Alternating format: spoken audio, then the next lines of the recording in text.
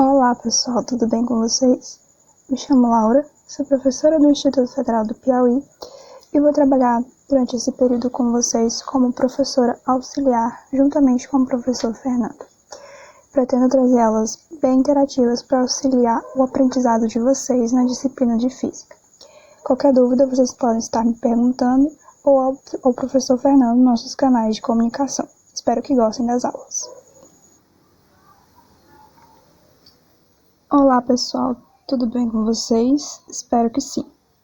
Bom, como eu já me apresentei em um momento anterior, eu me chamo Laura e vou ser professora auxiliar da disciplina de Física e vou trabalhar juntamente com o professor Fernando para estar auxiliando vocês no aprendizado dessa disciplina.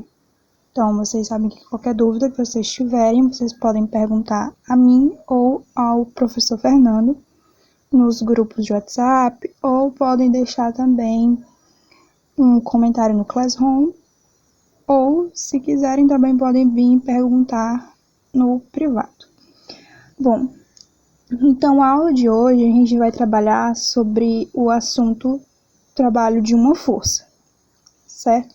Então, a gente vai fazer uma breve introdução a respeito desse assunto.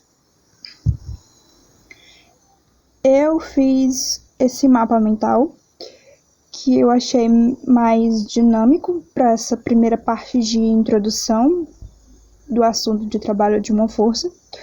Qualquer coisa que vocês quiserem que eu poste esse mapa mental, vocês podem estar deixando o comentário lá no lugarzinho que eu vou postar a aula lá no Classroom.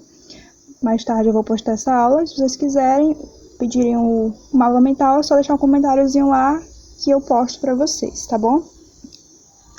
Bem, então vamos começar o assunto. O que seria o trabalho de uma força? Bom, a gente sabe, a gente já viu numa aula anterior ministrada pelo professor Fernando, que o trabalho de uma força ela é uma grandeza que mede a transferência ou a transformação de energia.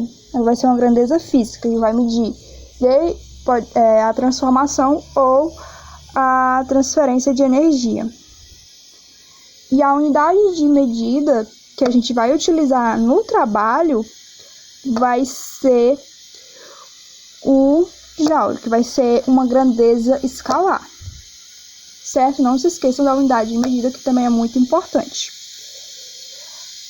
Bem, pessoal, e o trabalho, ele é dado pela letra grega o tal, que vai ser esse Tzinho aqui, que vocês podem ver na fórmula, ou então pode vir o W. Então, se vocês verem o W e vocês não estranhem, porque pode vir desde o tal ao W, que vem de work, que é trabalho em inglês. Então, pode vir qualquer um dos dois. Então, vocês já sabem que se vir um ou outro, significa a mesma coisa, que se trata a respeito de trabalho.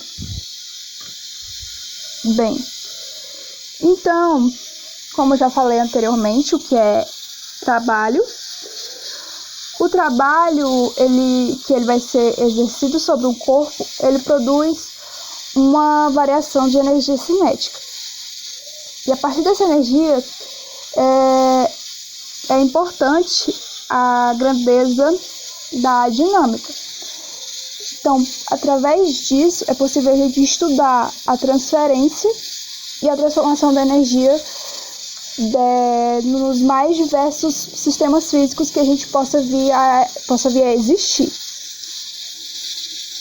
Bom, a gente já falou o conceito de trabalho, já falou a unidade de medida que é utilizada. E o trabalho, ele também é exercido por uma força que vai equivaler entre a variação da energia cinética e também da energia potencial, que ela vai ser atribuída a um corpo ou a um sistema. Bem, a fórmula que a gente vai utilizar para calcular o trabalho de uma força vai ser, o trabalho vai ser igual ao produto da força vezes o deslocamento. A força é dada em newtons, como a gente já sabe, que a gente já trabalhou essa fórmula em um momento anterior. E o deslocamento, que vai ser dado em metros. Mas a gente tem que atentar para um ponto importante, que seria o quê? A gente só vai utilizar essa fórmula aqui quando ela for aplicada, quando a direção que a força for aplicada, ela for paralela ao deslocamento do corpo. Então, é importante vocês terem esse cuidado, que essa fórmula aqui, ela só vai ser aplicada quando a força for aplicada em direção paralela ao deslocamento do corpo, certo? E aqui nós temos também um gráfico do trabalho de uma força, que o gráfico ele vai ser a força pelo deslocamento. E aqui tem a área dessa região aqui do gráfico, em que pode vir situações diferentes de área. Então é muito importante também vocês terem um pouco de noção como é que vai se calcular a área de uma região do gráfico. Por exemplo, aqui nós temos um retângulo, em que a área do retângulo, para a gente calcular, se por acaso a questão pedisse, seria o quê? A base vezes a altura, certo? Bem, então, continuando aqui o assunto de trabalho, então, quando um trabalho é realizado sobre um corpo, parte dessa energia que se encontrava armazenada nesse corpo, ela vai ser transformada em várias outras formas de energia. Então tudo isso vai depender muito do processo que vai ser gerado naquele corpo ou naquele sistema físico. Então tem que ter tudo uma análise de toda a situação para descobrir qual vai ser a energia que vai ser gerada a partir daí. Um exemplo que a gente pode ter é quando nós elevamos um objeto a uma determinada altura do chão. Vamos chamar essa altura de H. E aí nós estamos transformando a energia que vai vir dos nossos músculos, que a gente vai utilizar os nossos músculos para vir levantar esse objeto do chão. Por exemplo, uma pedra. Vamos supor uma pedra. A gente vai precisar de uma certa energia para vir a levantar essa pedra do chão. E assim que a gente elevar esse objeto do chão, que no caso vai ser a pedra,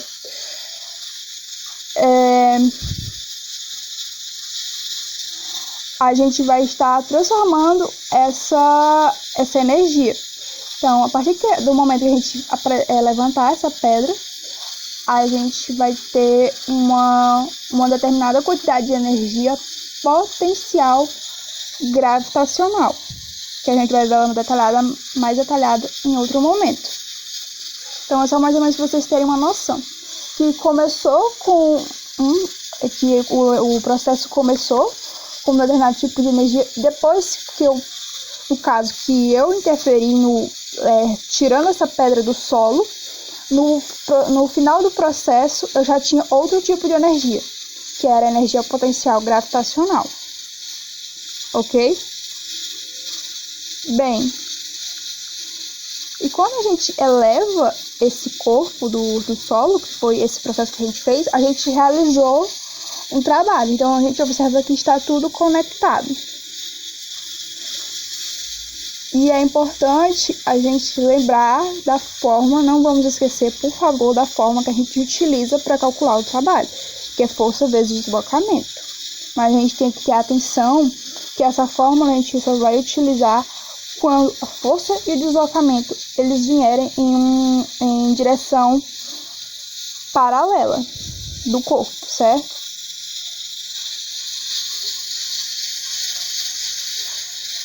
Bem, então vamos para como é que a gente vai calcular o trabalho de uma força sendo que essa força vai ser uma força constante. Aqui já é outra situação de trabalho que a gente vai ter que calcular.